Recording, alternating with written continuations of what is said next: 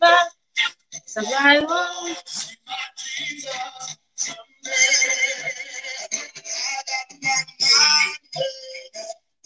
Then I won't come back. I want to see my Jesus someday. I've got my mind made up. Then I won't come back. 'Cause I want to see my Jesus.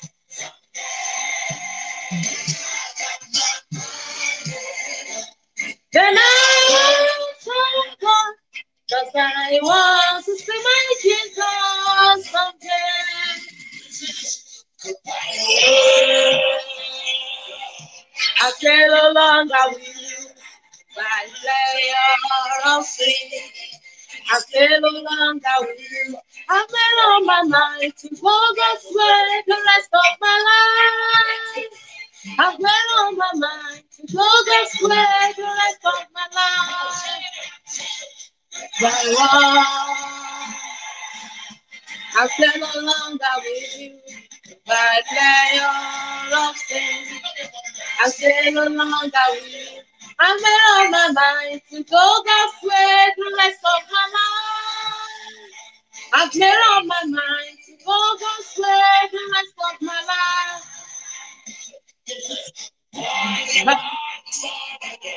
Thank God I'm born again. Thank God I'm born again. Born again. Born again. Thank God I'm born again. Born of the water, spirit and the blood. Thank God I'm born again. Born of the water, spirit and the blood. Thank God I'm born again. Born of the water, spirit and the blood. Thank God I'm born again. Born of the water, spirit and the blood. Thank God I'm born again.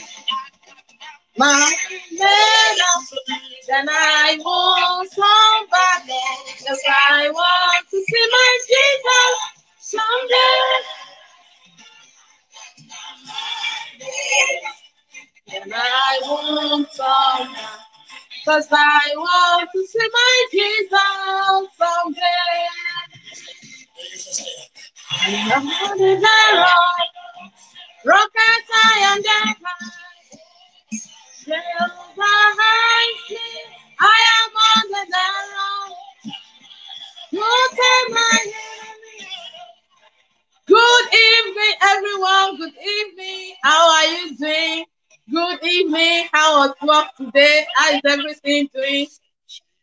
It's a lovely Monday. Oh, yes. It's a lovely Monday. How are you? Good evening. Thank you for joining us. Please say hello and tell us where you are joining from. If you are joining us from anywhere, tell us where you are joining us from. Good evening. Good evening. How you not doing, my market people?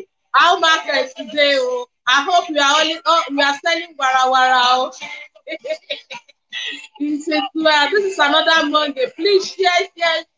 Let me give us 1 minute to share. Make sure you share. Jesus, Jesus,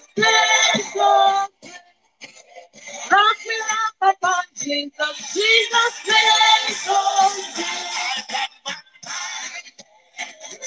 yes, I won't come back, 'cause I want to see my Jesus someday.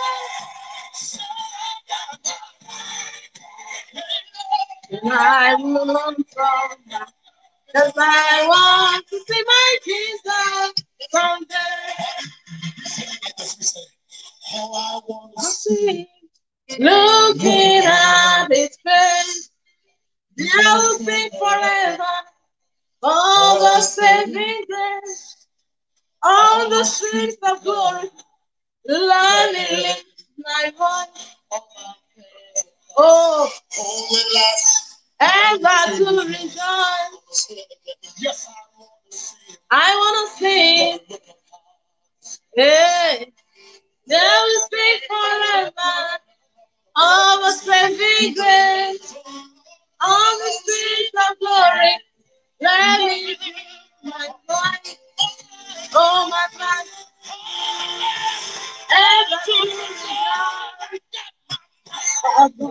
Hey, I won't sound that comfort me. See my Jesus on my mind. I won't, cause I want to see my Jesus someday. Hallelujah. Amen. That was a wonderful song. It's a covenant song for me because I have made up my mind, like Joshua said, as for me and my household, we will serve the Lord. So it doesn't matter what may come our way. Is it persecution? Is it trial? Is it anything we might be facing, financial challenges, or you are facing abuse that we are discussing in your marriage? Just make sure you don't lose God. Make a decision that no matter what this world throw at you, to follow Christ always, and the Lord will help us to abide with that decision in Jesus' name. Thank you so much for watching us. This is a program we call Life Beyond the Church Wall, where we get to talk about our family, we talk about we talk about marriages, we talk about our children. It's another day in His presence. Oh, shout out to my mommy. Thank you so much, Mommy Olaide Moron Follow Adegoke. Thank you so much for joining us. I would really love you. We celebrate you. Thank you. Thank you for being a mother and a mother indeed. We love you, man. We celebrate you. I want to thank everybody that is watching us. Please say hello, hi, and let us know where you are joining us from. It's very, very important to us so we can say hello to you. It's very important to us. So, as we all know, that last 2 weeks, we started a series of abuse. The first one, we were able to talk about what abuse, we have to do everything about introducing abuse. And last week, we were able to discuss some forms of abuse. We were able to talk about neglect. Last week, we were able to discuss about neglect and abuse. We were able to talk about financial abuse, technology abuse, immigration status abuse.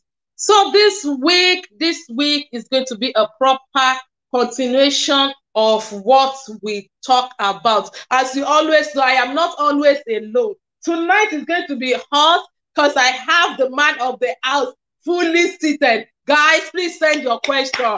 Send everything. Inbox me your question. We need to ask Bragidion a lot of questions tonight.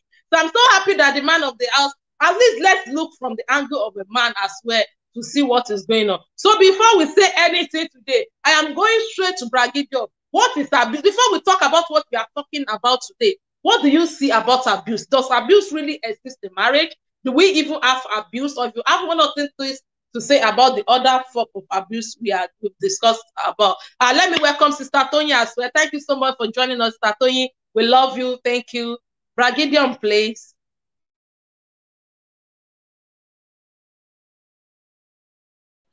Good evening, everyone. You said, what is abuse?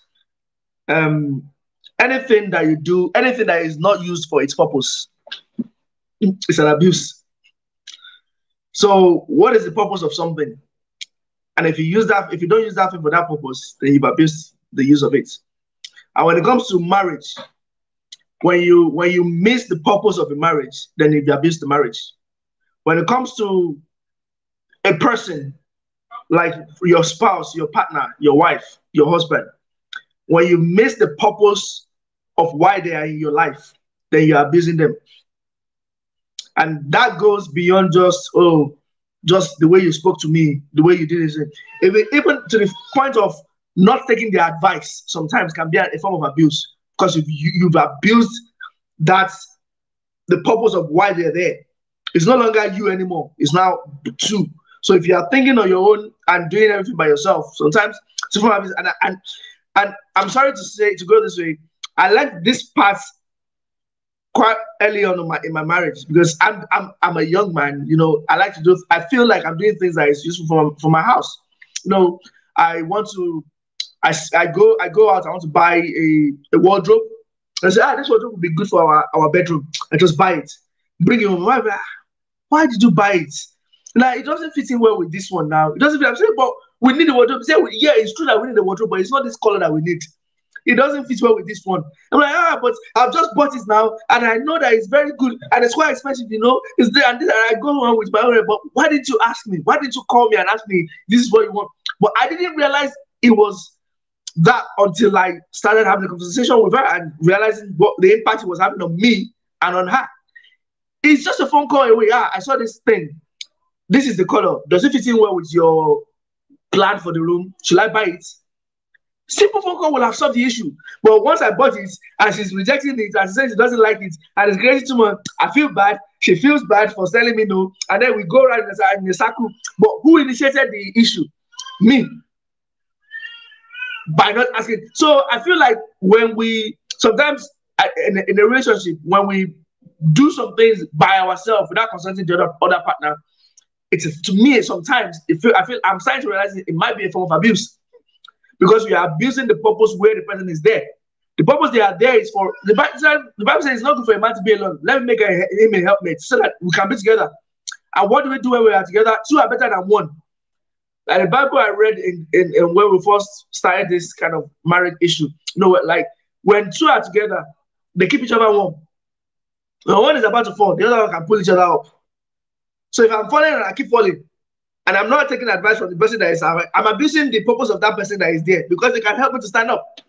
When I'm alone in the bed at night and my wife is beside me and I'm saying I'm cold, I'm abusing her purpose because she's there to keep me warm. It's as simple as that. So the point of what I'm trying to make is, to me, an abuse is when you lose the purpose that something is meant to be used for, then you are abusing that thing. And that thing applies to a person, to your spouse, to your partner.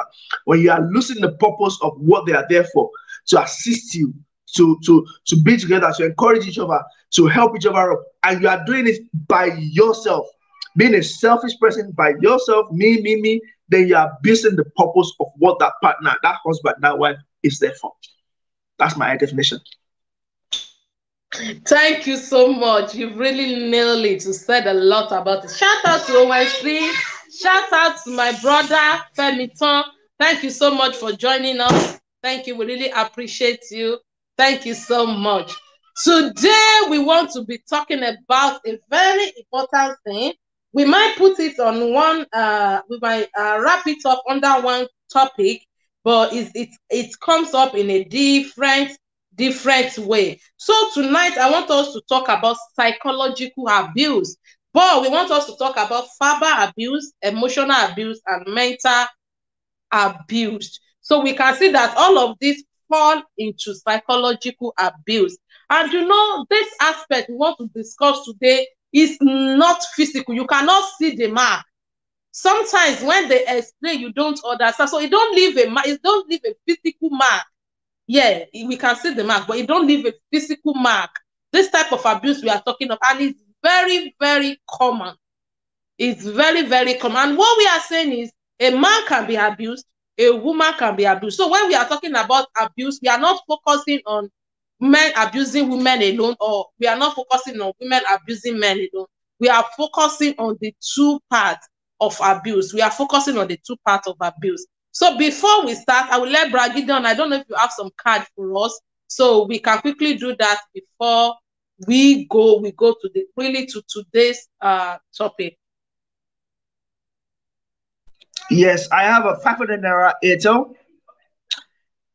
It's 500 Naira Airtel 564 278 560 311 6852.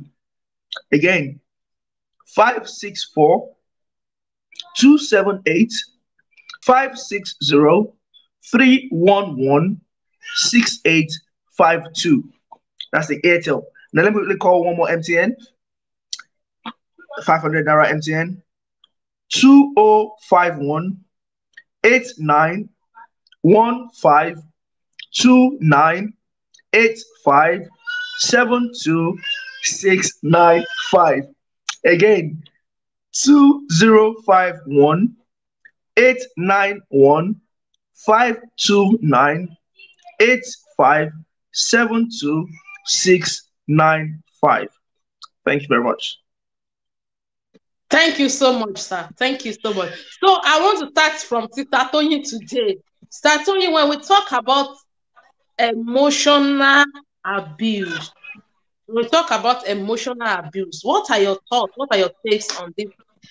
A very huge topic.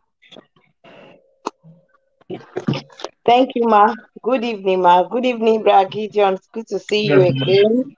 You're welcome. Good evening, everyone. Um, Emotional abuse is a very broad um, abuse, a very form of an abuse that is not like an abuse we can physically see. It's an abuse that is being, felt like we can say emotional and psychological. They work hand in hand. They are like there's no much difference between the two. Emotional abuse is when someone is using tactics, to make you feel less worth of yourself. They make you feel less worth of yourself. You start to question your sanity, using behavior. They can use verbal to abuse you, calling you names, um, behaving is in a way that you don't, seems to understand, communicating in a very abusive way. Emotional abuse can also involve, embarrassment, when a partner is embarrassing you in the public, addressing you in a very condescending manners, when there is lack of respect, there's nothing you do that is worth it. They make you feel worthless. There's no opinion you give that is, it doesn't make sense to them. Nothing you do that makes them sense to them. They can abuse you. You cannot,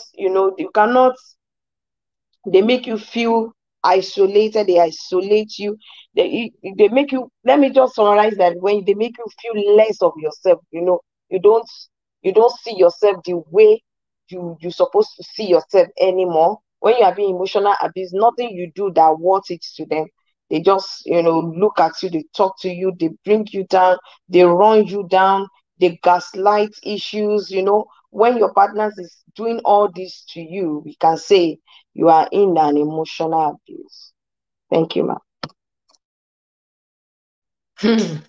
Thank you so much, man. That is very, very loaded. When you are being controlled, it's as part of emotional abuse.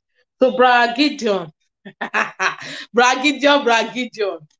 The word being controlled. When Statoyi was talking, I was like, oh, this is more of men. Then a thought quickly come to me that some women, they control their husband like anything. That the man, just because the man wants peace in the house, he will just let go of everything. Brad Gideon, what is your own feel as a man about emotional abuse? Thank you. I mean, Sister Tony, I've said it, most of it, yeah, like emotional abuse kind of follows, it kind of goes hand in hand with verbal abuse. And, because it's like you're talking in public now, and someone just tells you, be quiet or shut up. What do you know? You feel like, what? On a normal day, you want to defend and say, like, what do you mean? But if it's someone that is controlling, that has power over you, you're like, okay, let me just shut up. And it happens a lot at work. Because some people may not understand it. Imagine you have a boss that when you are in a board meeting where you are addressing all your other colleagues, and that boss tells you, yeah, that's enough, shut up, sit down, you don't know anything, in front of your colleague, how would you feel? That's the same way it feels like when a spouse or a partner does that to someone else in an emotional in a relationship. Please hold on a minute. I do apologize.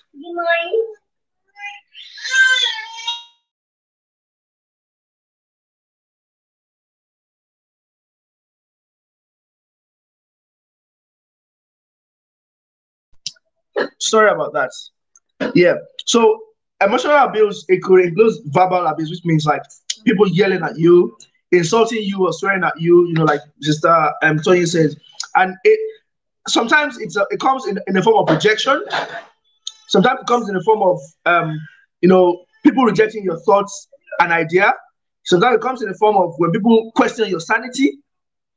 When you start questioning yourself, or people trying to manipulate the truth. And when it comes to manipulating the truth, I'm sorry, ladies, this kind of comes from you guys a lot. Manipulating the truth. You know, I had something recently.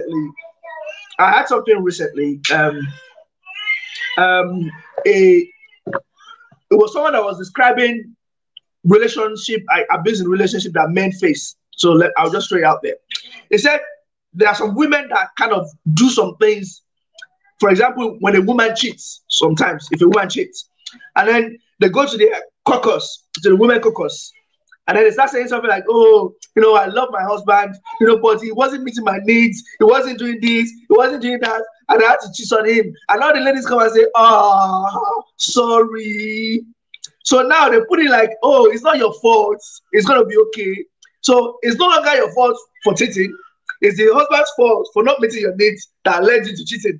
But if the man cheats, it's like, he's a pig, he's this, he's that. What did I not give him? You see the contrast? The way we is like it's always men that make excuses for cheating. Women are not allowed to do it. So it's other one I disagree. I'm saying okay, man. You are free to defend yourself. But what I'm trying to say is that is something I heard recently that someone said, and the way is actually not it wasn't even a man that said it, it was a lady that said it and brought it out in a way like that. And I was like, really?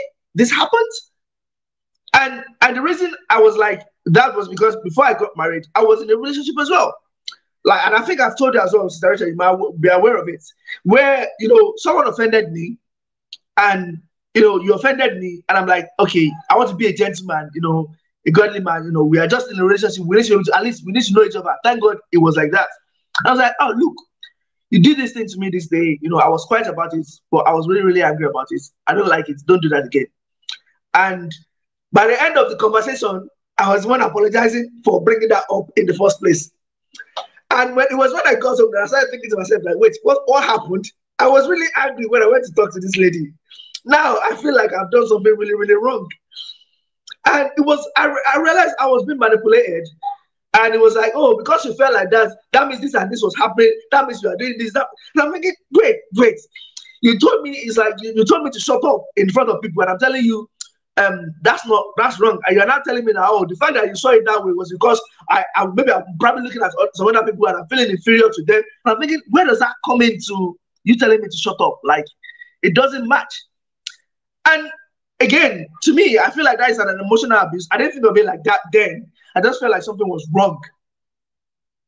And that was by God's grace, God helped us to dissolve that relationship.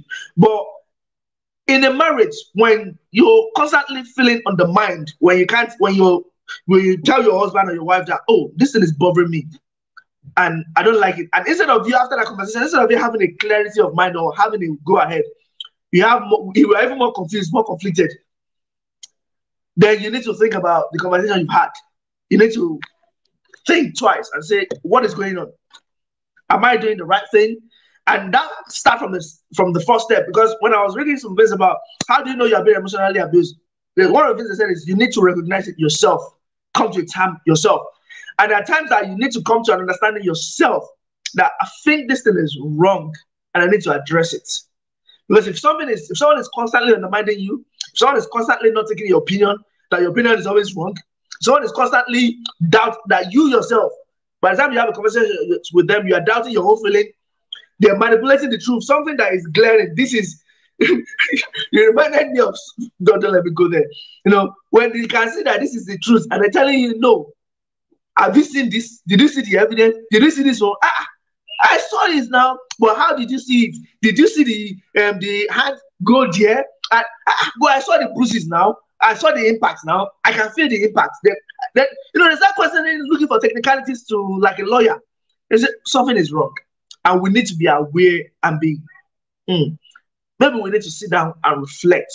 And I think from there on, we can start moving and looking for ways to address the issue. Because until you realize it yourself, you just go into, at the end of the day, because what tends to happen to us as humans is we tend to take things like, we tend to adapt very easily. We are very adaptable. It's like when you see something is going on for a long time, you're like, well, that's how it used to be. I know some people say, oh, that's how it is. That's how it talks. Rather than addressing that, oh, you don't talk to people like that. So that's how it is. That's how it talks. But if that's how it talks, is that the way it talks at work? Is that the way she reacts when she with her friends? Oh, but that's how she is at home. No. When something is wrong, we need to come to a realization that that thing is wrong and address it. And if you can't address situations that are wrong, then something is wrong. Thank you. Thank you so much, sir. Before I go, let me quickly call 500 Naira Glow card 306039 178 437713 306039 1784 37713. Best of luck. Manipulation. You know, last week, Bragidion, when you were not here, we were talking about the abuse that the one signal they will use is to cut you off of people around you so that they will be able to perpetrate their evil doing, so that you won't be able to talk to people. And I'm so very happy that both you and Sister Tony have already nailed the manipulation aspect of emotion thing. And you know what? There are some things that are not normal.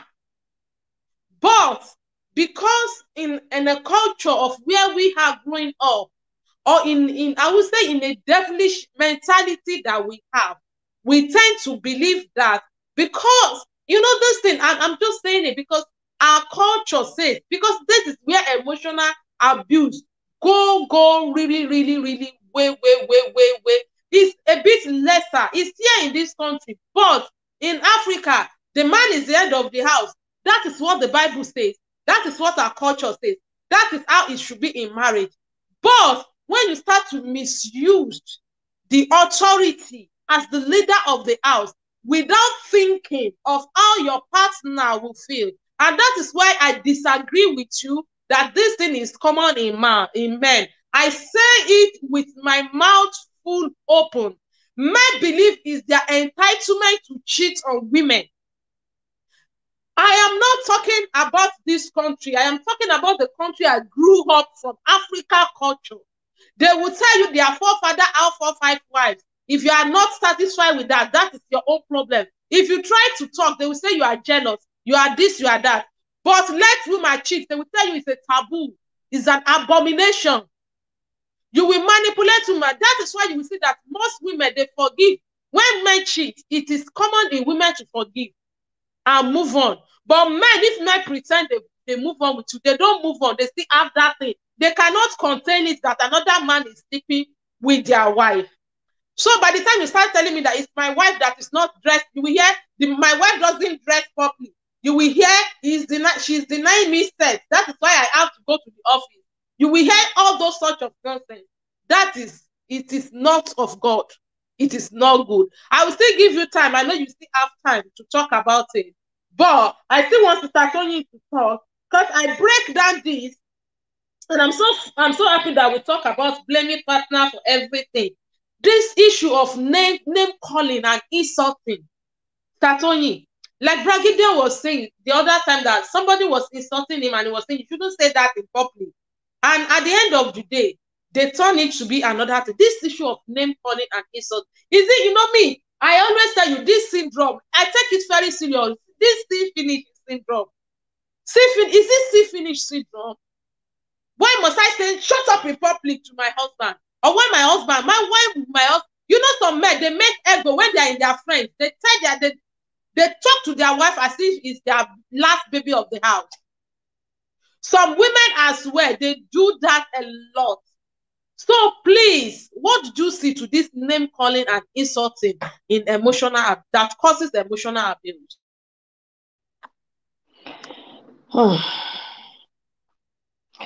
Thank you, Ma. Firstly, before I say anything about that name calling demon thing, I want to actually say something about what Bragidion said, that women, we love gaslighting issue. I want to say that, well, if they ask me, I would say the percentage falls higher with men than women. Why do I say that? Is that women before we do something, we are already conscious of whatever we want to do. Though in some cases, we may go out of boundaries, but not all the time. But men, when women are putting it to them that the way you hug that lady is very wrong. I mean, how can you say a lady is your friend or your colleague at work and you are talking, you are, touching every sensitive part of her body, and then maybe you are lifting her from work to home, and in the process, maybe she's getting down from your car or something, you are giving her a, warm kiss and all that. And then maybe the woman happened to see all this thing and she's putting it to you. The man will say, nah, what did you see? She's just a friend. Look at this woman. They make it look like the woman doesn't know what she saw anymore. They make that thing look like the woman will start thinking, oh, am I seeing the what? Do I, am I really okay? Or is what I saw? I saw you doing it. So, men gaslight more than women. Women, we make things look bigger than the way it is. And I believe women that are watching me, they can agree with me. Like, if you say A, women can say he said A, B, C, just to make people know that the thing really hurts, but men will reduce the gravity of what they have done. If it's possible for men to reduce it from impregnating another woman to nothing, they will. As in, if another woman is pregnant for a husband outside the marriage, and if the man gets to know that the baby inside the womb is 3, the man will tell you is 1, to tell you to an extent that they can gaslight and issues, just to make people feel like the woman that is overreacting, that the man said that thing is not, but your husband said it's just a minor thing. But the woman know what she saw, for God's sake. She know what she has seen. She know what she's going through, right? Like there was a scenario I witnessed, and coming to the name callings. And me, I used to go to people's house a lot. Back then, 5, 6, 7 years ago. And there was a scenario I witnessed, which I wasn't really, really happy about. The woman was trying to say something to the man. And before you know it, the man was trying to give an instruction to that woman that, okay, when this so person comes, just tell him that I've gone out to meet me or to call me. And then at the end of it, he said to the woman that, and if you like, you can foolishly tell him this and that. Don't use your common sense. Not even knowing that, not even minding whether, a visitor is there or not. This issue of name calling, it's not a see finish syndrome. It's not a see finish syndrome. I will say it is sometimes it comes from upbringing. When a boy or a girl constantly seeing our parents using, that is why we have to be very careful the way we talk to people around us when our children are there. Because when we are talking about marriage now, we are married now, we are a product of childhood, whatever. We were once small. So whatever we are doing now, whatever habits, whatever things we are doing now, some of it we picked it when we were young, when we were little. That's why it's very, very, very, very, very, very essential, very, very important to be mindful of what we say in the presence of our children.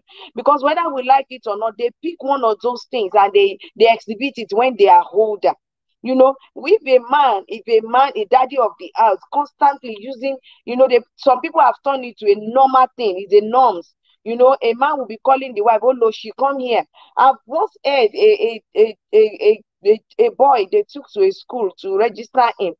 And the principal was asking the boy, what is your daddy's name? And says, Olori Buruku, that is an unfortunate man. What is your mom's name? He says, Oloshi. That is, a proper and somebody that is not worthy. And it was as a result of what the boy is constantly hearing at home. calling your wife's names. It starts from body shaming. When you see you married her, when you married her as a slim person, and in the process of childbearing, a lady that you married as a size 6 suddenly became size 16, just because of she's in a childbearing, fatty and all that. Even no matter amount of exercise such woman do, if it is in her nature to be a plumpy woman, she would definitely be a plumpy woman. So in that situation, you will see a man start calling that woman, oh, elephant. Before you know it, oh, they are coming. Oh, see, madam of our house. I'm telling you, this thing is happening and it's killing women. It's an emotional abuse. It is an emotional abuse. A man constantly body shaming his wife is causing more harm than good to that woman, because the woman may not talk, may not say anything, but you are killing her softly. You are killing her inside. That woman, how do I put it? The confidence is gone already. The woman will start being body conscious. She will not feel free to wear any type of clothes, because she will say, oh, my husband complains about the waves I have on my side. I'm not having, I'm not saying that it's an excuse for us to get fat or to get big. But even when we find ourselves in that situation, a man, a husband is meant to encourage that woman. Even if the woman is not the type that loves doing exercise, you can register both yourself in order to help her. And doing it in love. Now let's jump together. If you don't have to say it to her that you are getting big, you can just come and introduce exercise, and in the process she may get to know that, is it because I'm this, that is why my husband is doing this. That is what love is all about. But when the love and trust is missing in a relationship, verbal abuse, body shaming, name callings will come in. And they are one of the top rated symptoms of emotional abuse. Calling them names. When they start calling you names, different kind of names, sometimes what they watch on social media. I remember 2020 when Sakama J came into existence. When they started saying any little thing Sakama J, any little thing Sakama J. Mom Rachel, you can remember I called you about it one day like that I noticed my husband is using these words more often. Any little thing, say, oh, it's Sakama J. Even when we are talking about serious situation, he will, unconsciously, he will start saying it. And that is how name callings to come into practice. When they hear other people using it on someone, they start using the same thing with women too. You married a man, maybe he was a slim man when you married, and you are the one feeding him, and now God has blessed him so much. He's now, he has pot bellies, the bum is there, everything he's doing, the beers comes out, everything, and then little misunderstanding, you start calling him gorilla, you start calling him all sorts of names. That can trigger the man to physically abuse you. It can trigger the man to say something that will hurt you deep. The man may not even abuse you, may not call you names, call your father or your mother names. And there are some little things we say to ourselves as a woman that when you hear, you are so much hurt that I would have forgiven him if he had said this to me. But he said it about my mom. He said it about my dad. Did you watch yourself? What did you say in the first place? Because your husband has a beer, you start calling him names, chimpanzee. I've been in a house where a woman, it was just a simple misunderstanding, very simple thing, like, babes, I'm ready, I'm in the car, I'm waiting. And she said, okay, I'm coming. And the man was waiting, was even me that was at home with them. I was feeling uncomfortable. That it's been over 45 minutes. This man has been waiting in the car. What are you doing? You are making up, you are doing that. This man is, on it, beeping. Come out, come out, come out. Then the man had to come inside, to say, what is going on? The next thing I heard that, fool, can you just go, fool? The man had not said anything. I can say that It's something that they have said. When those name calling starts with one thing, it starts with one thing. You know, it starts from saying you are lazy. As simple as lazy woman. When you say you are a lazy woman and that woman did not correct you, that don't use that word for me. I'm trying. That word is abusive. You are abusing me. You know, you are abusing me emotionally. You are abusing me psychologically by calling me lazy. What do you mean by lazy? In love. In love. There are ways to correct things in love. That man will not use that word next time. But if that man says you are lazy the first time and you smile, the next time he will call you something bad. Yeah. So name callings does not just start one day. It starts with one thing that leads to another one, that leads to another one, that leads to another one. The woman keeps condoning, you know, as the man is saying it, you are taking it, you laugh with it. You say, oh, look at your face that look like kiniko. You are joking, say, look at that woman. She looks like my wife. Look at it. Maybe that woman, you are looking at the woman, how can you compare me with that person? And then you start going to the mirror, looking at yourself, and you are hurting inside, you are dying inside, all in the name of the names they are calling you. I pray that God will help us. You know, as it starts one, we should be addressing it one after the other as well. Thank you, ma'am. Thank you so much. Bragido, I see you touching your tummy. You are not supposed to see Bella. What is it? How do you call it? No bother. Let my sister feed you more. Because in that house, you have to be fed. It is. She know we are all watching. We are all of us are watching. It is a God bless you, Sister Yano. You know I love you. I'm just kidding. Right. I'm just going, you know, let me quickly call MTN card. 500 MTN card. 4104-2925-9991-84914. MTN card. 4104-2925-9991-84914. 914. Best of luck. So, Bragidio, I'm coming to you. You know, with this name calling of a thing, I can say with my own perspective, women, we does it a lot. We does it a lot. We say what's like, see what your mate is doing. Your mates buy cars to their wife. Your mates do this. And the man is trying. The little is earning. He's providing for his family. Instead of us to appreciate, there's one thing I learned, and I always said it. If somebody is giving you a gift, even if it's £1 gift, appreciate it. Because it's not the gift that matters, it's the heart. That somebody remember to give you something. It's what to be appreciated. You know, this name calling is more common in we women. Because of our time as well, I want you to add it up with controlling what partner does. It's part of emotional. I know we've talked about it, but I want us to go deeper. Controlling what partner does, telling her what she should do, what she should not do. I have seen a scenario where the man is telling the woman, don't talk to your family, don't talk to that your elder brother, because that your elder brother is going to send you out of my house if you keep talking to her. Don't do this. So don't play with that friend. This is the friend you have to play with. I don't want to see you with that friend. I don't want to see you without having a genuine reason, and insulting as well. Please, what is your own view on those things, sir? Thank you, ma. And before we carry on, I'd just like to establish that there is a difference between being abusive, like initially, that there's a difference between, number one, having an argument with each other and an abuse, one. And number two, there's a difference between emotional abuse and correction. So, for example, I'll give you an example. Like what you say right now, like, oh, like a husband or a wife telling you, oh, I don't like this kind of friend you're moving with.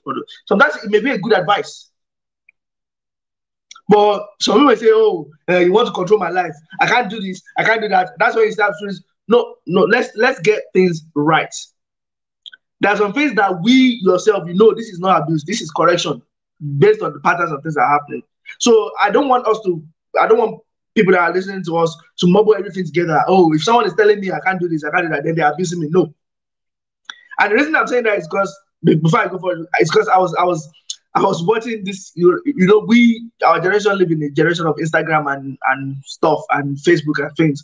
there was this young man that was on Instagram or whatever thing with his girlfriend, and his girlfriend was accusing him of liking pictures of girls that are wearing bikinis, and he's saying, "Oh, that's a form of cheating on me. That I don't like it. Like when you like girls' picture on Instagram." And the boyfriend looked at her and said, "Well, do you take bikini pictures and post it on Instagram?" She said, "Yes." So does that mean you are cheating with all the guys that are liking your pictures on Instagram? You see the standard and the way they are both twisting it themselves. So the point is, there are some things that are wrong, and if you don't like it, then don't do it. And when people are correcting you about those things that are wrong, then accept the corrections and move on and don't do it. However, when it comes to people manipulating you, that's a different story. You know, and there's nobody should manipulate you from speaking to your family. It doesn't matter how toxic or whatever is your family. If you want to have a conversation with your family member, it is your right to do so. However, you should also recognize that your first family now is your husband and your children. They're your family. They will be there for you. If you have a fight with your relatives or whatever people that are out there, you will always come back into this house, and we will be the ones to deal with that issue in a loving home. Let me put it that way, because you're no longer in that area. You are with your family now. So if someone is not telling you, "Oh, don't talk to that person, that family member," to me, I don't see that as a good thing. And because sometimes as well, like my wife, if she want to talk to her mom, I ask for advice. I wouldn't say, "Oh, don't talk to your mom. Let's go on Google or let's go on this." No, speak to your mom, because there are some things she knows that I don't know. There are advice that parents can give, because like you, director, your mom knows you more than you. Some people around you know you.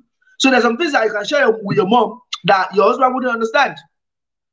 So with me, if I'm not telling you now, no, whatever you want to share with me.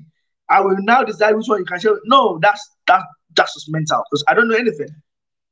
I don't know everything. And if I'm trying to do that and I'm trying to control you in that way, in form of finances, in form of things, and you don't have your own independence, then you need to think about that. That could be a sign of abuse. But when, like you initially said, we should correct each other in love. When someone is trying to do something that is wrong, you know yourself that is wrong. Let's be real. When someone is abusing you, you will know that they're abusing you. You may decide to keep quiet and say, "Okay, I will tell them later. Okay, we'll deal with this later. We'll talk about it later." That doesn't mean you didn't know. Even if you forget about it, that doesn't mean you didn't know. You know. So when someone is doing something that is wrong, we all know. It's just that sometimes, maybe out of fear, out of anxiety, out of what will people say, out of the consequence of things that could happen that we're playing in our mind, we tend to say, "You know what? Let me bear with it." And a lot of times, that fear of what could happen tends to put a lot of people in the background in life, generally, from doing anything. For example, someone insulted you now, or they insulted like your father or something like that, and you're like, "I'm gonna do it." In your mind, before you respond, you're thinking, "Oh, if I say this now and I insult his father back or our father back, and then you're gonna if this happened, as our father is this, sorry, if they tell us, they'll say, "Why would that? I end up being the one that is wrong. I end up being the one that is this." You start overthinking and overthinking instead of us to address the issue. That this thing that you said, simple as, "I don't like it. Don't talk to me like that." Instead of thinking of, "Oh, how can I retaliate? How can I say the best thing that will hurt that person back?" Because humanly, that is what we do. When someone says something that hurts us, we want to revenge. Sometimes it may take planning. Let's be honest. I'm honest. There are times that my wife has done something to me that I'm thinking, "Okay, I will wait till," and when she does something like this, because I know she will do it, I will break it up like you've done this thing. Remember when you did this, I said this. See, I'm breaking it out now. You see that it's not always black and white. It happens. That's because I didn't want to address the issue then. I'm thinking, "Okay, let me care you learn." It happens. But again, it's not I'm trying to abuse her. It's because there is a point I was trying to make. And I know we understand it in a joking way. But if I do it that way, imagine people that want to do something in an evil way, in a mean way, trying to undermine people. How would they do? People go to the extreme end of doing things that you feel like, but I thought you love me. Why would you do this to me? And when things are wrong, you know it's wrong because you feel uncomfortable about it. And the reason I'm hammering this is so people assume that, "Oh, abuse is out there, it just happens by accident." Abuse doesn't happen by accident. It's something that builds and builds and builds until it comes crashing, until you can't take it anymore. It happens. You know when it happens. Address the issue. Don't address the side of the issue. Not address the branches that the issue are bringing. Address the issue itself. And if you're afraid to address the issue, speak to someone else that can address the issue. Someone always says something like, for every man and every woman, there is always someone they listen to. If you can't speak to your husband by yourself, speak to someone that they listen to. As a wife, you should know the person your husband listens to. As a husband, you should know the person your wife listens to. If you can't deal with that issue yourself, if it's too sensitive for you, speak to someone that will be able to speak to those issues together. Even if it's not for anything else, so that you can have a reference point that we spoke about this issue on this date with this person. It helps because it shows that that person will ask someone else to be accountable to. So don't just, if you are in a loving relationship, and I pray that we all are, challenges will come, suggestions will come, arguments will rise up, issues will rise up. And if you feel like you're not comfortable, speak to somebody that can help you guys in that relationship to talk about that issue. And if it's something you can talk about and deal with it, talk about it. The heaven will not break, the earth will not open up, it will not swallow you. Talk about it. That's my opinion. Praise the Lord. Thank you, Bragidio. It is the Lord will help. You know, this issue of abuse is very, very, especially when we're talking about controlling, it's very, very common. It's one of the biggest emotional abuse. Honestly, a lot of things happened, but may the Lord help us in Jesus' name. One thing I know is, so if somebody wants to abuse you, none of the things you do will work. And let me tell you, there's no come what me, both men and women. Nobody should determine that you shouldn't talk to your family. Though you've already have another family already. But when they started telling you not to talk to your father, not to talk to your mother, not to talk to your siblings. I'm not talking of extended family. I'm talking about the family that you come out from. Then there is problem. No matter what, the both family, your husband family and the wife family, they have to become one. But when there's fraction that is only the wife family that is welcome, the husband family is not welcome, there's trouble. The Lord will help us in Jesus' name. Owen Slim said, yes, when men cheat, they will blame the woman and say she's busy with career or children or deny sex. If women cheat, they will blame her and call her wayward. May God help us. So at least 3 of us now, we agree together. Bragidian, we are sorry. We disagree with you with this one today. May the Lord help us in Jesus' name. Before we move further, load another card, Airtel card. 500 naira Airtel. 5565 775 258 280 446. 5565 7752 58 28 0446. Best of luck. So we are moving on because of our time. I want us to, Tatoni, if you still have something to say with the one we've discussed earlier, we've talked about, I know you've talked about name calling and insulting, but controlling what the partner does and what it doesn't does. I want you to add it with this one. I want us to talk, and I would like Bragidian opinion about extremely jealous and stalking. When they are jealous, they stalk. That's when they want to know your Facebook, your messages, your WhatsApp. They want everything. They are just jealous. If you dress, I can see some men. I can say it. When their wife dress and she's going out, they will call her back. Where are you going? It's not that the dress is wayward, but they are jealous that if another man. Trust me, there are some women as well. I am telling you. This one I shouldn't be saying. It's not good for my business. That says, don't cut this hairstyle for my husband again. When he cut it, it look more beautiful. And I don't want all women to be looking at. I say. So, you know, when you are extremely jealous, you are stalking women. How can that emotionally, psychologically affect your partner?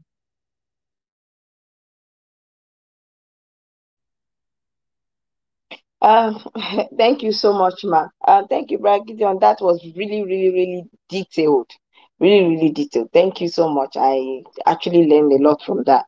I'll start from where Bragidion, stop about name calling and what was it again? Name calling and what was it?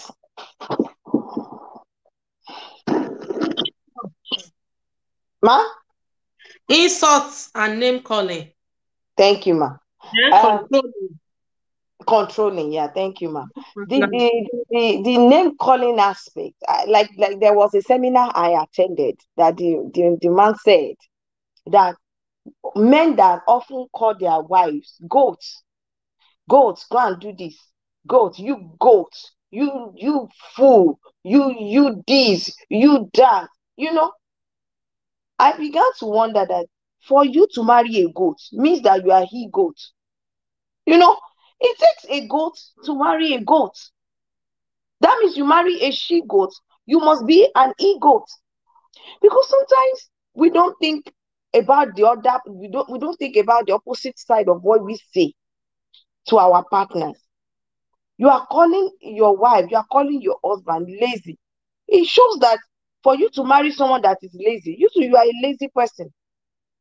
To be able to spot someone that is a thief, that means you must have done something similar to that thing that makes you know that that person is a thief.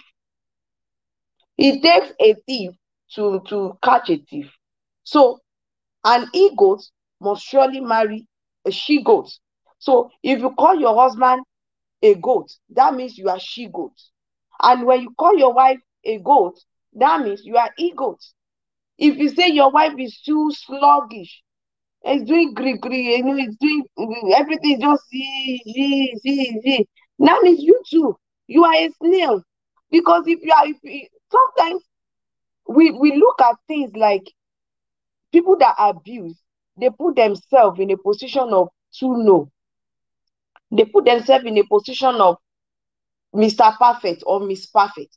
They see themselves like they are the one, they tick all the boxes when it comes to that aspect, when it comes to that relationship, when it comes to that marriage. So whatever the other parties, is to them is nothing. And another key thing that they do is that they, like you have said, man, they cut all the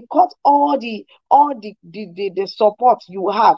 It's not only your family members. Some people, they have people outside their families who fill the gap, who they can easily reach out to whenever they are going through anything.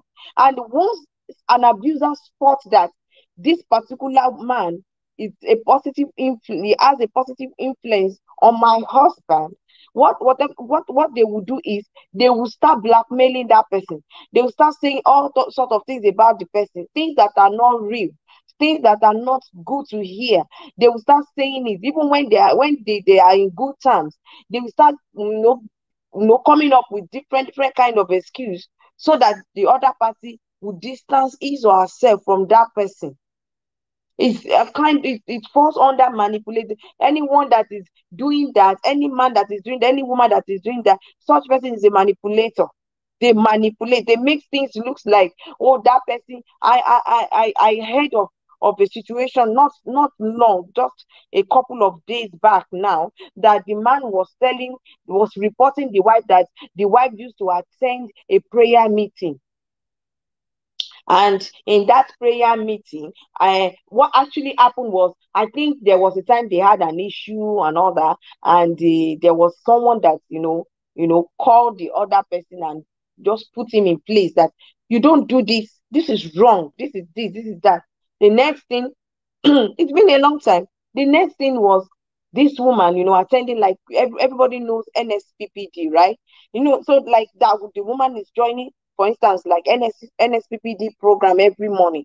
And this man is going about telling everybody that, oh, my wife is joining this prayer online. I noticed that the woman that talked to me, or the person that talked to me that time, is part of that program. And the person is influencing my wife to misbehave at home. I don't want her to join the program again. I don't want her to join the prayer again. Tell me, if that woman now accepts and start staying at home, not praying, not joining any prayer, number one, she's been abused psychologically, emotionally, verbally, all that.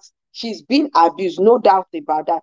Secondly, attacks will start coming in, one left to right, because the woman that's been praying, going on her knees to safeguard you home, just out of jealousy, just because you want to control, just because you want to be in charge, just because you want to really, really deal with her without anyone coming to her rescue. You are cutting her off all the support. It's not good. And anyone that is going through that, when you are noticing that, don't keep quiet.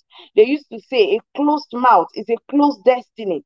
No one is a witch. No one will know what you are going through when you don't say it out, especially in the matter of emotional and psychological. It's not something anyone can easily see. I can put on a makeup, I can look so beautiful, and right within me, I'm dying. Mental illness is not something that is physical. Emotional abuse is not something that is physical. But when you speak out, people can easily detect that this person is being abused. A man that does not want his wife to do a certain hairstyle without having any reason, any good reason to it. A man that can, like Brother Gideon said, a man that can click on like, that can like another woman's appearance on Facebook. And when you look at the woman, maybe she's putting on a blonde wig, a blonde hair, and your wife at home cannot fix a wig on that is blonde. What do we call that? It's an abuse. It is an abuse. A man that can go out and smile at a woman that is on low cut, and you come home and you are telling your wife, no, you can't go on low cut. Why are you smiling at that one? So why is that one more prettier to you? And all I can say is, any man, any woman that is doing that, what they are doing is they are killing your self-esteem. They are just killing that woman's self-esteem. They are just bringing that woman down little by little, to the extent that the woman will not even recognize herself anymore. The man will not even recognize herself anymore. A woman that we know that maybe before you got married to her, she's always looking so elegant. Even if she has just 20 pounds, she knows how to go about her things. She knows how to nail it. She fixes her nails. Of course, you can see that she fixes her nails before you get married to her. You should have a very detailed discussion. Babes, I don't like a woman that fix nails. And she will know from onset. There will be an agreement. You saw all that. You could see that, yes, she does all forms of hairstyles. So all in the name of bearing misses, all those things has to go. No, it is not done. It is an abuse. A man that loves rolling his shirt, anytime he rolls the sleeve of his shirt, he looks more handsome. Just because you are jealous, just because you don't want other women to look at him, you start complaining. A man that loves wearing polo, just because you don't want other women to see his six-pack, you start complaining. You want him to be wearing buba, you want him to be wearing oversized shirts. Why? It's an abuse. We should not do that. We should not do that. And when all these things are involved, that is when stalking comes in. You want to know what she's doing. It's so disheartening that when a woman is sleeping, a man will go take his phone and start checking who messaged her today. Who messaged her today? Why is she like this? I'm coming there, ma. But believe me, men does it a lot. I'm saying this from experience. My husband used to do it before. Though it does not mean it didn't mean it in a very bad way. But I noticed that he will not say anything. After like 3-4 days, he will say, oh, have you heard from so person? And if I say, did I even message that? I say, I saw your conversation. You guys said this, and I said, this is called stalking. Why are you doing this? You don't need it. If I don't want you to see it in the first place, I will delete it. And then, to the glory of God, you stop doing that. In fact, me as a person, everybody that knows me know I'm very poor when it comes to all this phone and all that. When the battery finishes, he charges my phone for me. So obviously, there's nothing I can hide. He will see it if you want to check it. But if we want to rate it well, man, we want to rate it well, sir. Women does it a lot. They want to know the pain. I've seen some couples that when they are fighting and you ask them separately, say, he passworded his phone. I can't see what do you want to see? What do you want to see? If you are looking for something that is not there, in your mind, imagination. You start, like our children. Let's look at them. If you are familiar with this cartoon, Barney, I think in United States of America, they are familiar with it more than UK. Barney and the friends and all that. They live in the world of imagination. They imagine things, they think about things, and then they bring it to life. Women, we do it a lot. We do it a lot. We want to see what is going on. I've seen a lot of short clips on social media where women will be putting their men's hand on the phone when that man is sleeping to unlock the phone. If the phone refuses to unlock, they will do the eyes like this just to unlock the phone. If the phone refuses to unlock, I said at the end of the day, this man is using maybe his thumb. I mean, it's one of his toes to unlock the they want to keep everything away from them. What are you hiding? High blood pressure is real. You don't want your woman to see what you are doing. You are having a project behind her.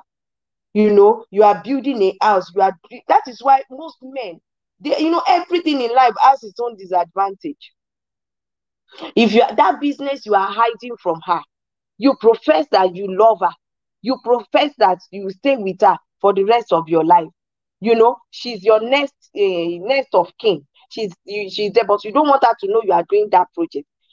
Whether you like it or not, you are doing yourself small, because if maybe the woman will be able to spot something happened about a few days ago. A family friends, they came visiting, and the husband was trying to, do something online. The man and my husband, they now saw, a very good offer. Both of them, without looking, they grab it. It's a good offer. 60% off. They did not even take their time. They just did it. They just paid thousands of pounds, and that was it. And then when the receipt now came, the man now sent it to the wife. The wife now saw it that it was opposite of what they wanted. The woman was now reading it and that, okay, this and this, and the man said, no, that was not what we want. That wasn't what we booked. Say, is this not the receipt you sent to me? And then when we look at it, it was opposite of what they wanted, but they already paid thousands of pounds. So they had to start calling, start doing this stuff before they were able to rectify. What if those things are non-refundable? So sometimes we do some things at our own detriment, because sometimes we fall into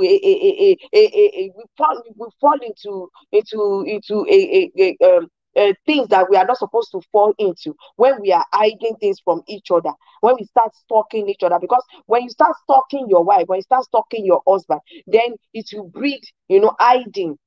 When you are not free, when you don't trust your wife, some men will say, oh, I don't want her to know. Once she knows that I'm doing this project now, she'll start placing demands. And the woman will say, I don't want him to know I'm doing this, because once he knows, now he starts doing this, start doing that. So all these things are interwoven. And when these things are happening, communication, it's good to communicate it. Let the wife know, let the husband know. And also, we should try, in as much as we are communicating it, we should also try to desist from doing it, so that it will not escalate to another level of abuse. Thank you, ma'am. Thank you so much, ma. Thank you for the contribution. I really appreciate. Because of our time, I really want us to combine these two together. Bra Gideon, intimidation. Some men and women are so intimidated. They don't want each other for progress. They are intimidated if their husband gets a good job, or their woman is earning more. There are a lot of things. Maybe the one is famous than other. The other is being intimidated that is supposed to be me. Or this is doing that, this is doing that. The other is feeling insecure or intimidated. All those things have caused self-esteem. Have caused a lot of low self-esteem and a lot of emotional abuse. Whereby the husband will say the wife should stop the job he's doing, she's doing. He shouldn't work in that office again. He should stop, because he's been intimidated that the woman will be seeing money more than him, and he might end up not giving him the respect he deserves as a husband. A lot of things. I'm just using those few things as example. A lot of things can cause women, individual partner to be intimidated. But before we go to that, shout out to Victoria, Sister Victoria. Thank you so much for joining us. She also said, and low esteem has affected many people. Yes, that is why we are taking our time to discuss this form of abuse, so we can know the damages that it's causing. And shout out to my Oga. Good evening, Sister Monica. Thank you so much for joining us. Thank you so much for joining us. Sorry.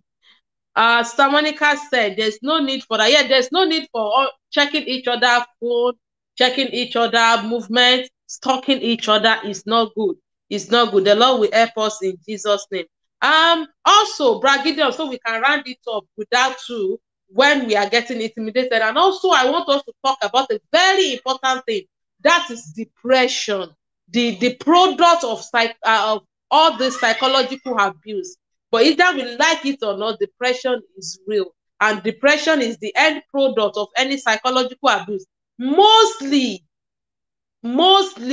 to people that are in positions or pastors or pastors' wives.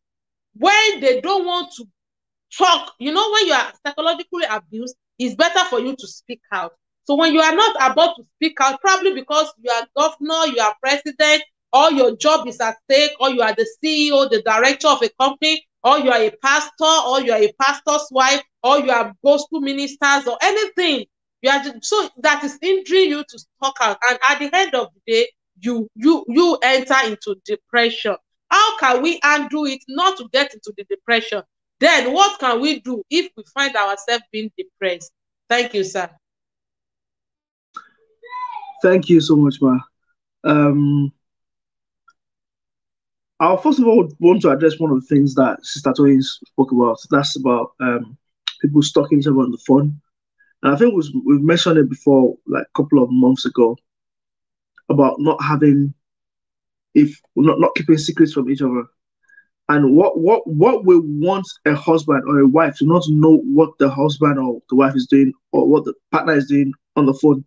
That's because you probably know they're hiding something from you. So why should I feel that you're hiding something from me? I'm not saying it's right. I'm just advocating from their perspective. Because if me as your husband starting to feel suspicious, feeling uncomfortable, the only way a wife or a husband can state their case if they have evidence. And the only place they can get evidence for is probably on your phone. And if they are wrong, they'll say, okay, I'm wrong. But if they are right, they'll be able to prove that, oh, this is what you've done. This is the evidence on your phone. That's the point I'm trying to make, because that is in our generation. That's what we have. The only way you can gather evidence is on people's phone. Everybody has their life on their phone. So if you can check on their phone, again, I'm not saying it's right. There shouldn't be a reason for you to get to that stage. The initial thing to do is to talk, have a conversation. But I'm just trying to be like not the devil's advocate. But there are times that when you see some things that are wrong, I'm just saying, because these are things that I've seen that's happened in relationships, not marriages anyway, relationships. Yeah, the husband is saying, or the boyfriend or the husband, saying this thing is wrong, this thing is happening, this thing is happening. Well, I have to go with my girls, I have to find evidence. And they end up checking the phone. I mean, I've seen a wife as well that was not comfortable and ended up hacking the husband's WhatsApp. I realized that the husband was sleeping with some young girls that were living on the same streets based on text on WhatsApp. You can say, oh, why is she stalking my phone? She's wrong. But she got the evidence she wanted, because that's not something she could talk to her husband about. So the point I'm trying to make is, don't let us get to the place where we start trying to stalk each other, trying to get the phone, trying to spend time to spy on each other. Let's be open enough to talk to each other and not do anything that will tarnish each other's image. Again, that's what marriage is, being able to talk to each other. Now, going back to intimidating and low self-esteem and depression that leads to depression. No, what does it mean to feel intimidated sometimes?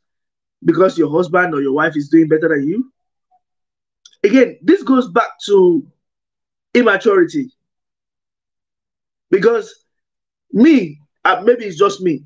If my wife is earning millions of pounds, I'll be very happy, because that will reduce my stress. Because my stress level is high, like sometimes it's very, very high. Because when I think about, the mortgage, the days, the children's school fees, the project we have, this and that. When I start thinking about it, and I start saying, when I think to myself, that's why sometimes I open my mind and I share it with my wife, look, this is what we are going for. We need this, we need that. It's not time yet now. We still have time. And that calms me down because I'm able to open up and tell her about this. But when I'm trying to hide these things under my belt and say, oh, this is what we have, she won't understand, I will just be killing myself and carrying all these weights on my head. I've learned to share things now. And having a low self-esteem and feeling intimidated, to me, it's a sign of childishness. It's like you're being childish, because if your wife or your husband is doing a lot better, as long as you both have an understanding that, well, I can't speak for everyone. I'm trying, but on an ideal situation, whatever I bring to the house, I bring it to the house. And it goes both ways. For example, I'll give an example, a practical example.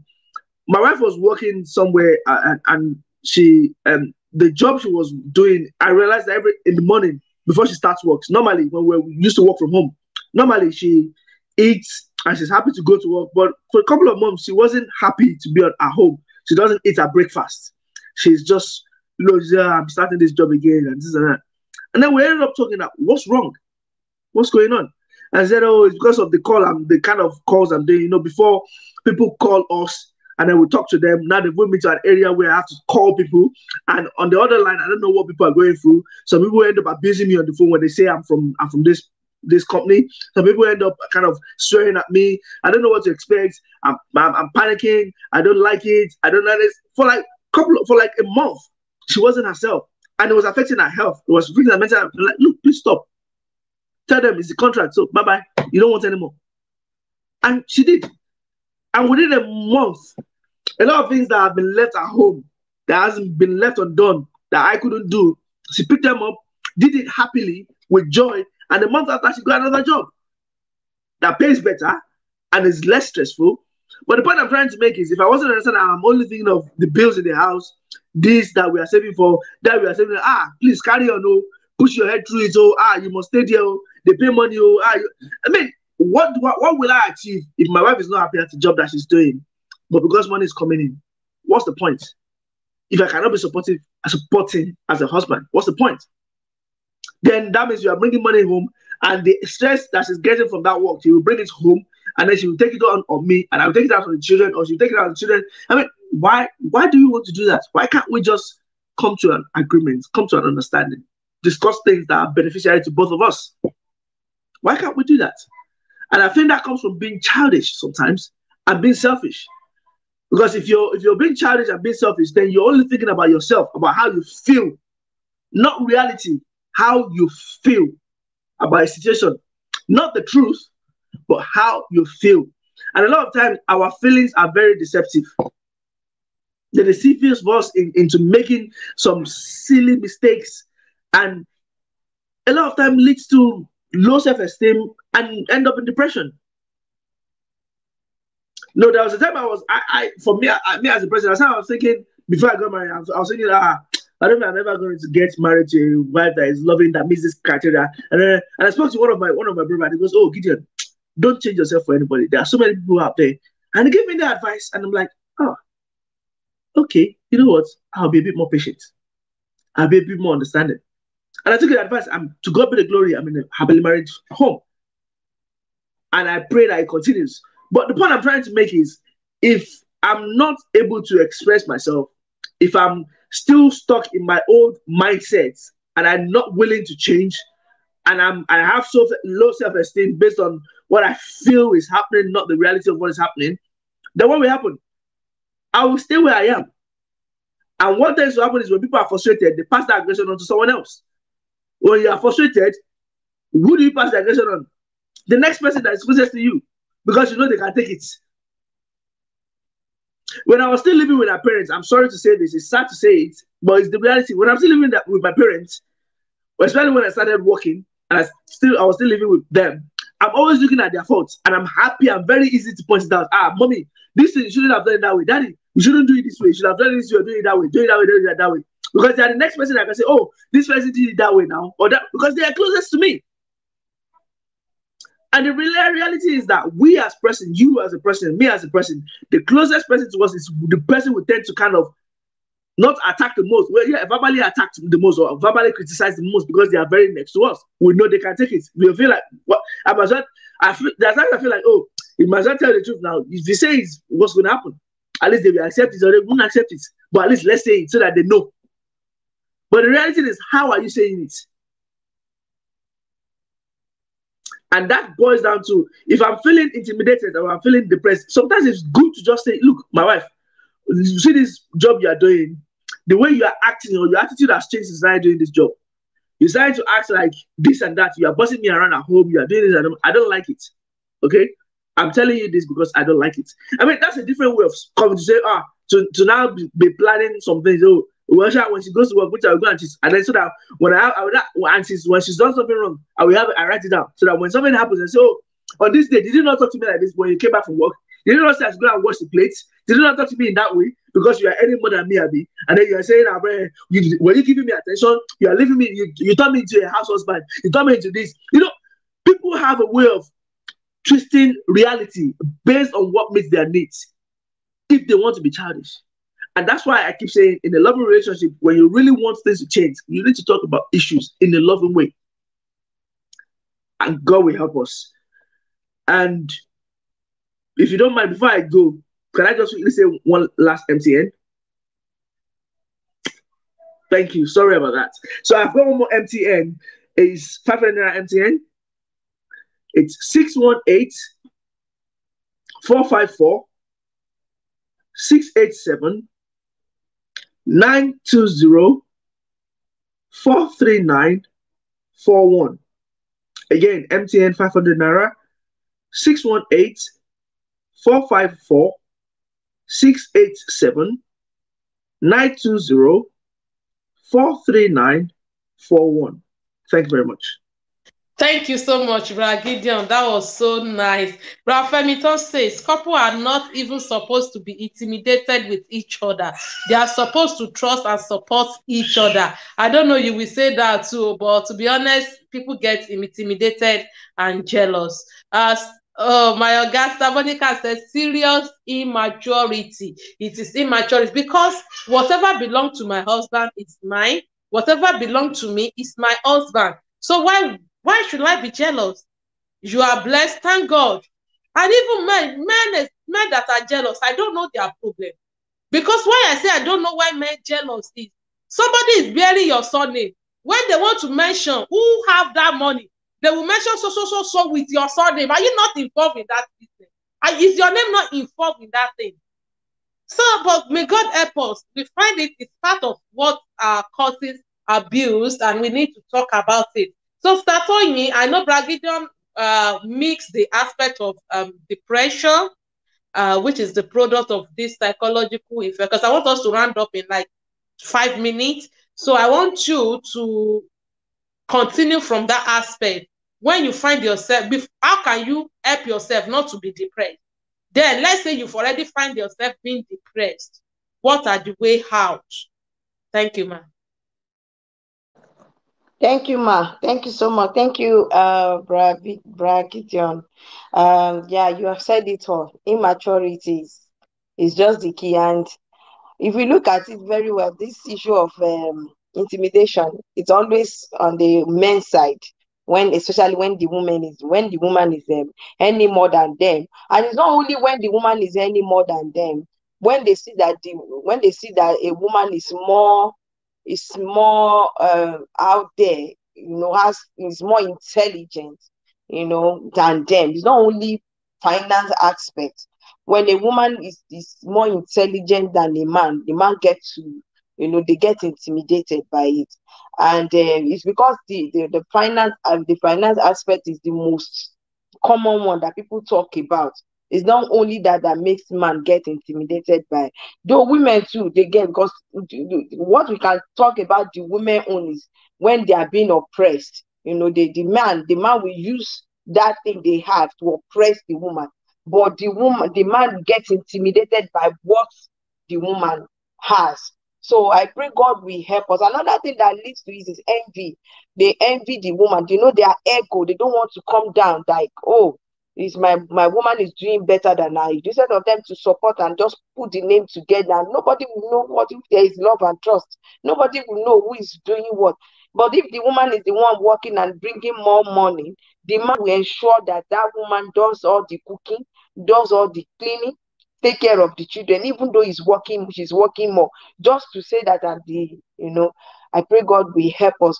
And in the issue of being depressed, how can you avoid it? The first step is, what is raining now in Nigeria, so it's okay. You have to speak up. Yeah. You have to let it go. Let it out. Whatever it is you are going through, let it out. You see, there is no how someone can be so introvert.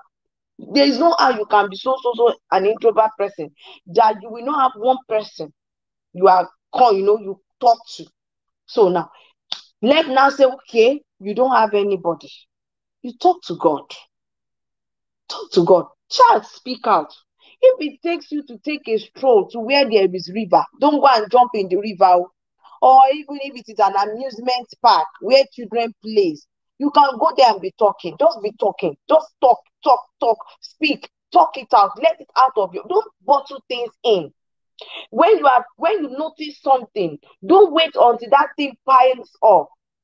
Don't wait until that person do it the second time, do it the third time before you know the exact time we talk about. From day one, there was a time my husband used one language on me. It's been about 5 years now. And that language actually, got to me. I felt so bad. That why would you use that on me? I didn't let that thing sleep that day. I said, I don't like this. I was on it. Even though he said, I'm sorry. When we are talking, I'll still go back to that word. And to the glory of God, they stopped using that word. So what am I saying? Instead of me to stand now, I'm not going into my room and say, oh, my husband said I am foolish. Am I truly foolish? Oh, my husband said I'm lazy, but I'm doing my best. Oh, my husband said this. You correct him. You say to him, I don't like this. You correct her. You say it, well, I don't like this. And you let her know the reason and justify yourself that, okay, it's like this, it's like that. Both of you agree together. In that process, you get healed. You don't have to put it, that will just go away. It won't be in your mind that you have to start pondering over it. When you start thinking about things over and over and over and over, you start getting depressed. So we should try as much as possible to speak out. Speak out. If you don't know anyone to talk to, if you are in this part of the world, there are a lot of services online that you can call anonymously. They will not even ask for your name. They will not ask for your address. They will just you call them that you just need someone to talk to. We will put the number on our page. If you want to, if you need that number, call them. They are there. They are staffs. They are trained staffs where you can just say whatever you are going through. They will just there to listen. Have you ever been to counseling? I've been to counseling session in the United Kingdom, and I could see that the way their own counseling session operates is quite different from Nigeria own. Here, they will sit with you, then they will allow you talk. You can talk for 2 hours. I remember there was a day I went there and I was talking. The woman was just looking at me, saying, she was just taking a cup of tea. I was talking. I didn't know when I started crying. She just offered me tissue. I cleaned my face, and believe me, it was like attending a therapy session. Before I got home, I felt so light. I felt so lively. No one is judging me. So if you are feeling the same way, in order not for you to fall into depression and start taking antidepressant thing, it's not good for your health. Talk to people. Find people ask Pastor Rachel. She knows. Once she see my phone call and I start answering, she will not say anything. She will let me finish. Even if it takes 2 hours, she will not say, have you finished? I'll say, I've finished. Or if I've not finished, say, okay, I'm listening. She will make sure she listens to me. I will pour out my mind, and then she will ask, okay, what do you think we can do? And by the time we'll finish, I'll feel good. I'll go to bed happy. So we should also find someone that we are so close to, someone who will not judge you, who will not use what you are going through to judge you, someone who will not use what you are saying to him or her to start spreading you all around. Talk to the person, talk to anonymous people so that you don't fall into. And if you have found yourself being depressed, please look for what you like most. For me, I love listening to music.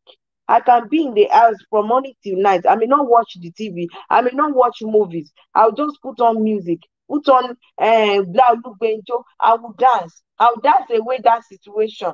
Before I finish, I have to feel good. The third thing is pray about it.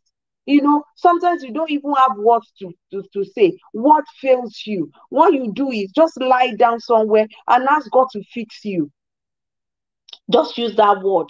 God, fix me. I don't know what to say. I have a lot on my mind. I'm going through a lot this time. Just fix me. He knows what you are going through at that time. He will fix you. So you won't get yourself into a mess where you'll be taking depression. If you depress the antidepressant, I know it is easier said than done, but with God, with speaking out, with good communication, you will get there. You will get there, and God will help us all in Jesus' name. Thank you so much, Brother Gideon and Sister Tony. I would like to say this. There is nothing too strong, too big for my God to solve. I might look so small. I've been through different phases of life. And I can say publicly, one of those things that helped me was music. There was a time I thought my world was finished. I lost a pregnancy, I lost a job, and I have a police case. It was 3 in 1. I was depressed. It was so worse that I have to, the GP have to give me sleeping pill because I couldn't sleep. I was running mad. Then that is when I listened to this music, Jonathan Benjamin. That I can never forget. I don't mind waiting on the Lord. And that is where I always have said, Mommy Olaoye can be tested. If you don't know my story, you cannot judge me. You will never understand my praise. Yes, forget about this powder. If somebody remove this powder and tell you this makeup and tell you what they've been through, you will cry. When Mama Bisi Alawiye sing, what is our song again? I just remember, God is God. Mo fẹ́ mọ báwo táyé ti kẹ́kọ̀ọ́ kẹgbẹ́ something. Oh, for it, Jésù. So all that song, for it, just people that are close to me, they know. Recently, I was so attached to Elijah Akitunde, and I was a lot of songs like a lot of things because I have faced it. When I started, if Gideon will tell you his story, he will definitely have something to say. If we allow Sister Tony to tell you story, he will actually say, the thing is your own case might be different from mine, but everybody has passed through one thing or the other in each phases of we don't look like what we've been through. So you are not the only one. Listen to music. If you know what I've told one of my friends, I know you don't like Christian music. Dance to Buga, dance to any music you know. It doesn't necessarily has to be, but something that lifted your soul. Because music is the instrument that lifted a lot of soul. Dance to it. Listen to music. I am a living testimony. I was depressed. Twice in my life, I have been seriously depressed. I nearly run mental. The last one was so worse that I feel like taking a bottle of red wine and gargle it without putting it in a glass cup. I am telling you, when I'm telling you I'm depressed, I have been here. So whatever you are passing through, it is not the end. Wake up. Don't remember when you are mentally disturbed, all your hope, all your expectation is scattered. So please, come on, don't let life come. Life will come. The storm of life will call Jesus into the shit. Do something that make you happy. If you like going on holiday, go. If you are party time, by the time you are depressed, go to that party. Enjoy your life, but don't do something silly that you will regret in the future. The Lord will bless us in Jesus' name. And I pray as many that are passing through one thing or the other, I pray that the balm of Gilead, the Holy Spirit, will comfort you, will speak to you, be a friend like to you, and show himself to you in your dream, and teaches you the way to go. Those are the things that lift you up. When you come down, the Spirit of the Lord will show you and hold your hand to walk through it. And you yourself, you will not even know why you are happy. You will not even know. People around you will be thinking you don't. One year, I don't know how Yoruba will say it, but it's not that you don't know. It's just because somebody, some supernatural man, has speak to your life and have lifted you. The Lord will bless you. Yes. And Sister Victoria said, yes, man. Speaking up is the best. Speaking up is the best. Yes, Brad Femi, tell everybody have a story. May God bless us. In 1 minute, Brad Gideon round up, start on you round up. Finally, from my ends, thank you so much for joining us tonight. And I just want to leave us with an illustration. I have this cup here. Imagine I fill this cup in half of this cup, and I hold it like this in my hand. I can probably hold it for, I don't know, it doesn't weigh that much. I probably hold it for 1 hour. What will happen? My hand will start feeling a bit achy. If I hold it for another 6 hours, what will happen? My hand will almost fall. But then the weight of the water hasn't changed. The shape of the cup hasn't changed. But what has happened? The effect it has on my body has changed. And that's the way I feel like sometimes this depression and anxiety issue happens. A lot of the times, if you look deep to the roots of it, it's something not too serious that if we open our mouths at the early stage to discuss, I'm still holding the glass, to discuss and talk about, we can not easily, but we can walk through it onset before it has that much impact on our body system, on our mind. But when we leave it that, oh, I will deal with it later, I will deal with it later, when it hits much more harder than we expect.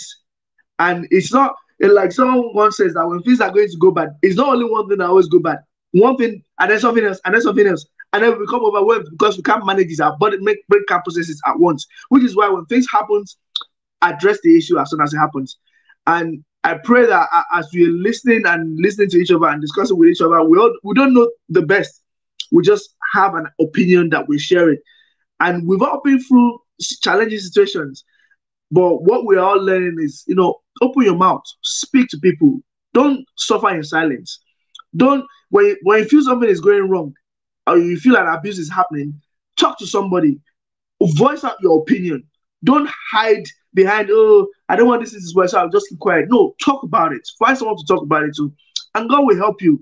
God, I pray like you were praying as well, Starochi earlier. No, for any home or anyone going through depression or for any home going through challenges in their relationship, I pray that God's hands will come in your relationship and help you to restore it in Jesus' name. Thank you. Thank you, Ma. Thank you, Gideon. I just want to say one thing that psychological emotional abuse, the emotional abuse, there are things that start gradually. And as they are starting, if we are addressing them one after the other, we will have a healthy marriage, and we will live healthily as well. Everyone will be happy. It's good that when your husband is out and you are, when your husband is about to come home from work, you are already, happy that, hey, my husband will soon be home. People that knows me, they know that I don't always want my husband to go to work. They will say, well, okay, what is the man going to be doing? I said, no, you should just say, if he says, where is the money? Right? So I pray that our homes will experience peace, joy, but if unfortunately we are experiencing all this manner of abuse, like there are some I jot down that when your partner is humiliating you in front of others, calling you names, we've talked about that. When your husband or your partner is getting angry in a way that makes you scared, when he's threatening herself or threatening himself as well, that he's threatening to kill himself or harm himself, or threatening to kill herself or harm herself, just so that you can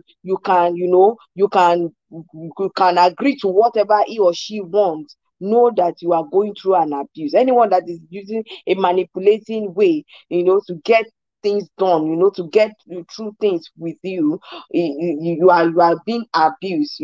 When someone is making you to feel sorry at all time, that you are the one apologizing every time, you should know that there's an abuse going on. Or when someone is saying you are too local for me, I can't have you, you are this, you are that, all manner of things that that no, this is not me, this is not anything anyone says to you, or your husband does to you, or your partner does to you, that you feel your instinct is telling you that this thing is not right enough.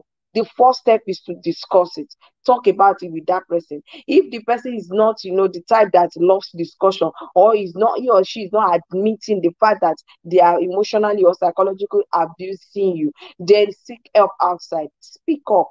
There are helps everywhere. There are helps in Nigeria as well. We have a lot of NGOs that are ready to listen. They are ready to help you. Don't keep quiet. Don't say you don't want people to laugh at me. That's why there are anonymous people out there that can help you. Put a call through to anyone. Call them. See, I'm not saying that I'm a Christian and I believe in God and I love God. But if you are not comfortable discussing your issue with your pastor, please seek help outside the church. Don't get yourself caged, because sometimes, I pray the Holy Spirit will help us all. If you feel like, if I discuss with my pastor or I discuss with my pastor's wife, I will hear my story on the pulpit. Discuss with someone that that will not do that to you. I kept saying it over and over and over again, and I know that God will help you. Any home that is experiencing a turbulence, the peace of God will reign. The Lord will command his peace to reign in all our homes. Our homes will not experience any issue. And all of us listening and watching, and those that will watch after, I pray that God will look after each and every one of us in the name of Jesus. We will all be in a good and in a sane mind to eat the good fruit of our labors in the name of Jesus. Thank you, Ma. Thank you, sir. God bless you. 500 naira MTN as we are going. 500 naira MTN 9859 7868 7887 30538 985 978 687 887 30538. Best of luck. Thank you so much, everybody, for joining us. It's a wonderful day. I just realized that next week is prayer. So bring everything, every of your heart's trouble. If anything is disturbing you, bring it to God in prayer next week, Monday. The Lord is able, is abundantly able to sort it out. And I leave you to the hands of the Lord. You will have joy again on that your marriage. Joy is coming to that family. And you shall testify. People that have been mocking you, thinking they are perfect. Because some people think they are perfect. That's why they don't experience that.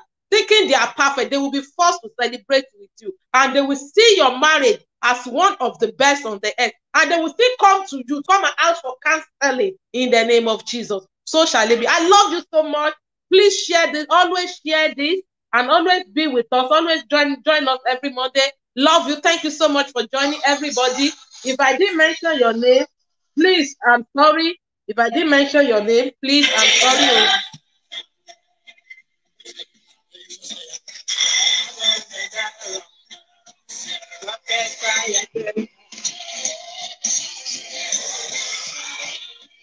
I am on the road.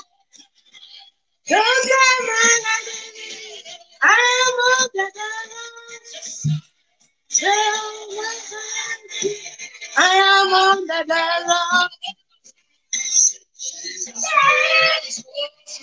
Emmanuel's name so sweet. Jesus' name so sweet. Emmanuel's name so sweet.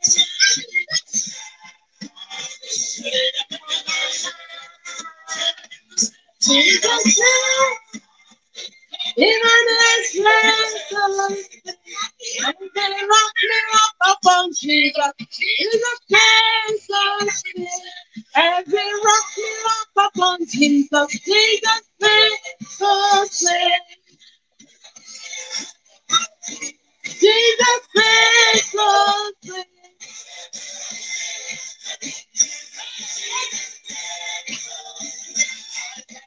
My love, yes, I will survive. Cause I want to see my Jesus someday. I got my medal. Yes, I will survive.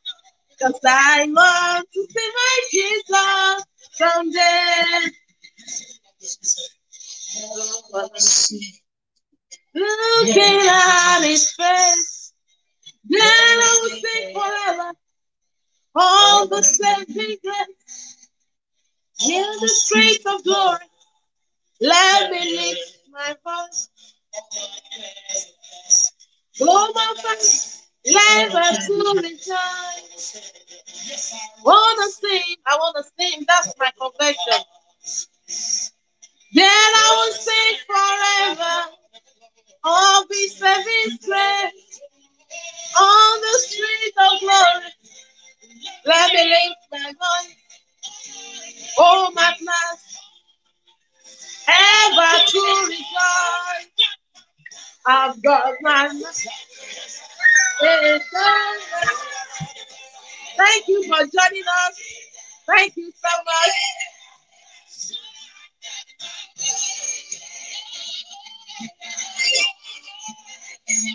Because I want to see my Jesus someday.